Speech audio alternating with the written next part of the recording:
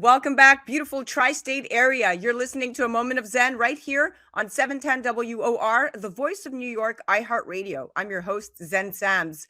Up next in our Business and Buzz segment brought to you by ogpay.com, we're featuring the amazing Cary Carbonaro, Senior Vice President and Director of Women and Wealth at Advisors Capital Management. Cary is an award-winning certified financial planner with over 25 years of experience, a tireless advocate for women in the financial industry, passionate about increasing financial literacy and empowering the gals. Cary is the author of the best-selling wealth management book for women, The Money Queen's Guide. She was ranked number 4 on Investopedia's top 100 financial advisors list. Today she's here and we're chatting about how you can step up your function and style with asset classes and what to keep in mind amidst a potential looming recession. Now, there's never been an aggressive fight against inflation that hasn't been accompanied by a rapid economic slowdown as in the 80s. So, could this time be different? Well, here's the good news about the US economy right now. Despite a wave of high-profile layoff announcements, most workers are still very much employed. Last month, the Bureau of Labor Statistics reported that the number of people filing for unemployment benefits fell to a 9-month low. The unemployment rate remains at 3.5%. The lowest in a half century. And there are currently about 10.5 million job openings across America.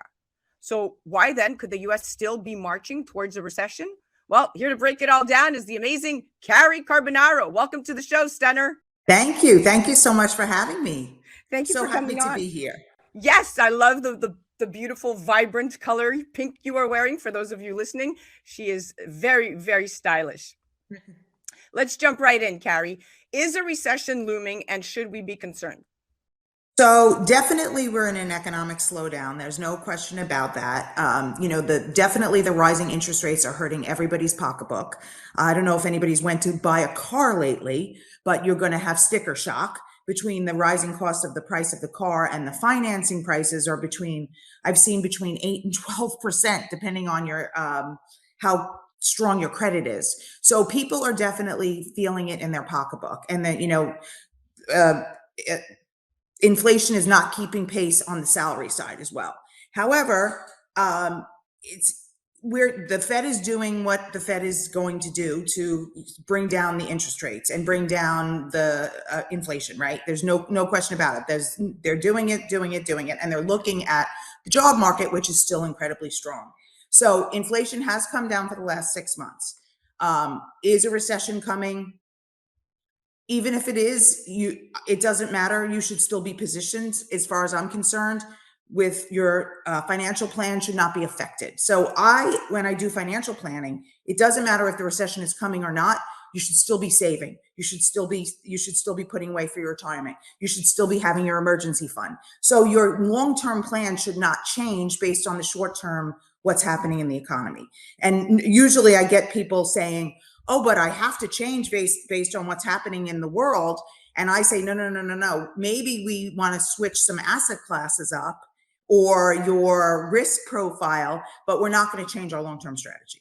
There you go. You can't be that reactive. Now, should we do fall into a recession, I think that the characteristics of this recession are likely to be very different than prior ones. And for 2 reasons, in my opinion: the state of household finances, like healthy savings rates and relatively low levels of debt. And I'm going to circle back to demand for labor, which continues to be resilient, like you just said. Yes. So we've not seen the type of severe pullback we usually see at the onset of a recession, where businesses look to cut costs rapidly. The pullback is likely to be softer and more gradual than in the past. So I don't think we're going to see broad-based layoffs like in the past. I think it's a very different environment. Now, let's move on. You explain an asset class as a group of securities that exhibit similar characteristics, behaves similarly in the marketplace, and is subject to the same laws and regulations. And there are 3 main asset classes: equities or stocks, fixed income or bonds, and cash equivalents, each serving a purpose within one's portfolio. You wrote this really fun article in where you compared asset classes in terms of something everyone understands: shoes.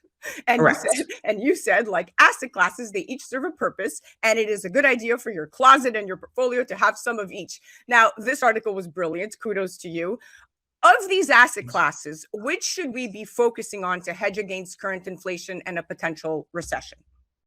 So, well, they all serve a purpose, right? And so, what's interesting right now is cash is king right now. For the first time in a very long time, we are actually getting money on our money. We're actually getting interest on our cash, which has not happened in so long. I mean, you have to go back years and years and years to even remember when you were getting potentially money on your money.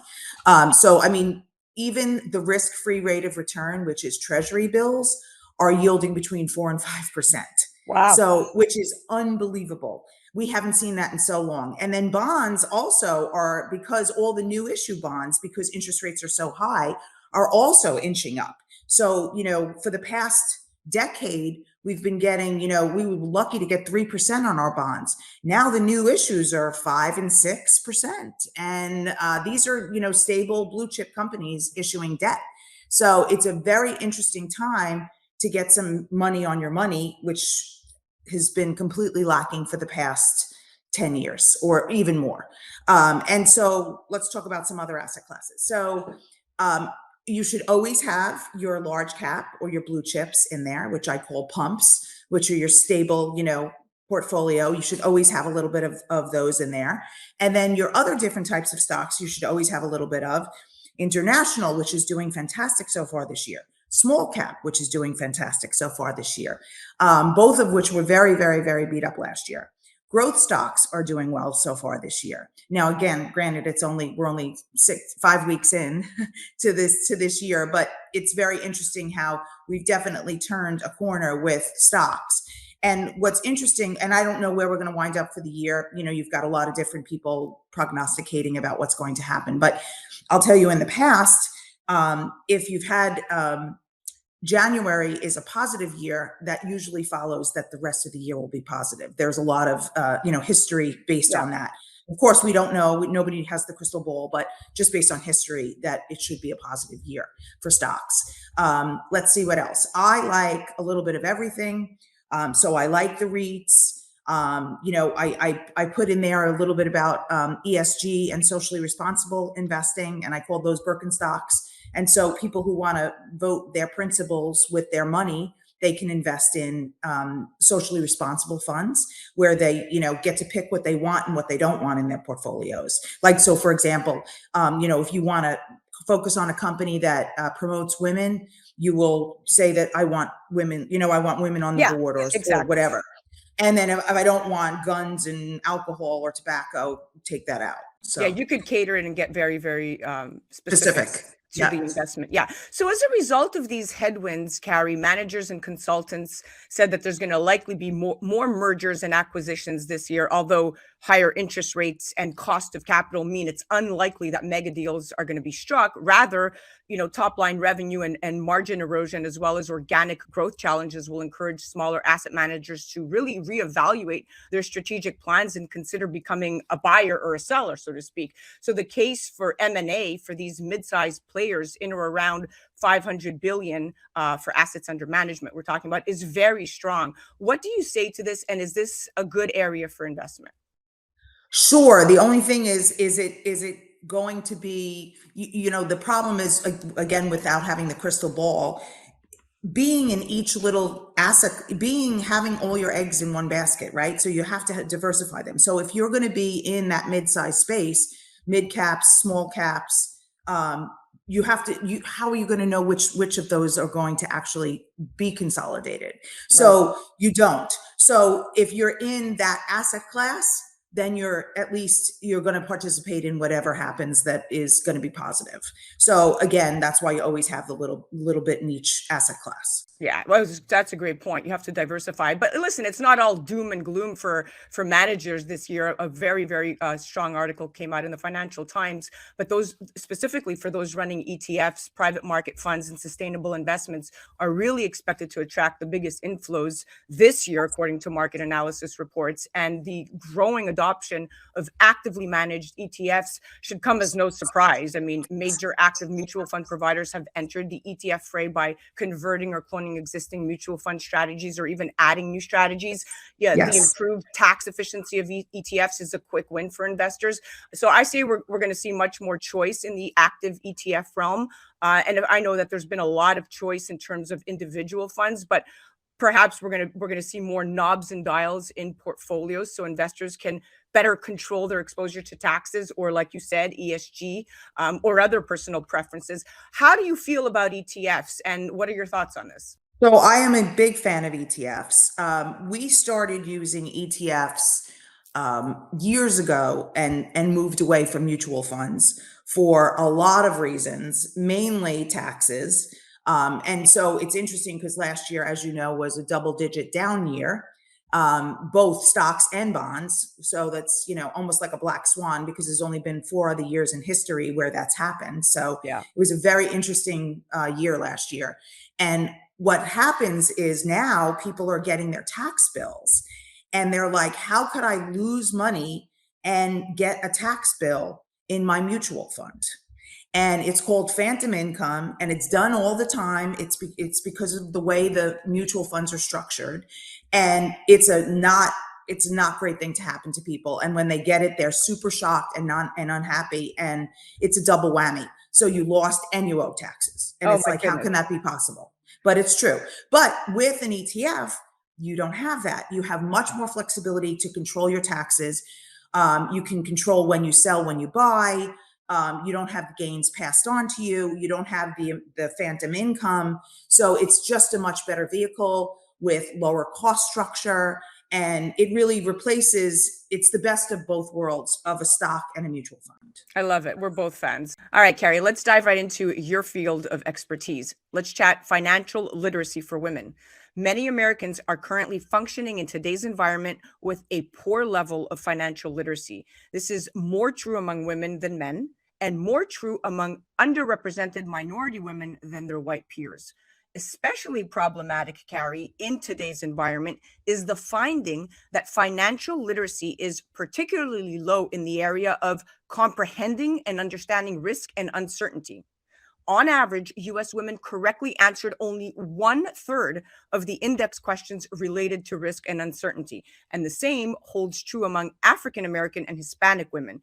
This means that these ladies are ill positioned to make decisions in a time when uncertainty and volatility dominate economic and financial life, which is the current state.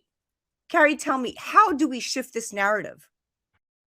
This is my life's work. So I'll tell you, it's very difficult, yet I will never stop trying. So my goal in my current role is to speak to women, to get women to understand this, to break the barriers down of why people don't understand this, why they don't want to understand this, why they glaze over when we talk about money. So my analogy with the shoes as an asset class, I actually got an incredible amount of feedback from lay people, or what I call lay women, because it's written for women, who said, I've never understood this before. Nobody ever explained it to me like this. For the first time in my life, I understand what investments mean and what the difference of the different asset classes are. So that is my first piece of many that are coming. I will be shouting from the rooftops for the rest of my life until they put me in a grave to try to change this. Good. Because women need to know, and it's so important. And women have so many strikes against them when it comes to money, that we need more money, not less money. We live longer, not we make less, and we save less, and we invest less. And all of these things should be the opposite. And because we live so long, and we have all these things that we need, we take care of our family members. We put others before ourselves. We're afraid of the stock market. I mean, it just keeps going on and on with all the issues with women. And really, I just want to start the conversation. I want to get them to want to have this conversation and learn about it. It's the most important thing in my life. Oh, I love your passion. And thank you so much for coming on. We covered a great deal here. You are inspirational, truly. Thank you for being a trailblazer in your field and for inspiring women and teaching women and continuing, your purpose to educate as many women as you can. Thank you so much. I'm so happy to be here. Thank you for getting the word out. You got it. You guys definitely have to check out Cary Carbonaro. Head to her website at carycarbonaro.com. That was our business and buzz segment brought to you by ogpay.com. Now, one thing is certain. The US economy is a large, complicated machine that can sometimes defy expectations. And the levers that Federal Reserve uses to fine-tune that machinery are also imperfect, guys. So even with the Fed's clearly defined plans, it's anyone's guess exactly how the economy will respond to its maneuvers in the near term. You got to do your research. You got to follow your gut. You're listening to A Moment of Zen right here on 710 WOR, the voice of New York, iHeartRadio. We'll be right back after this.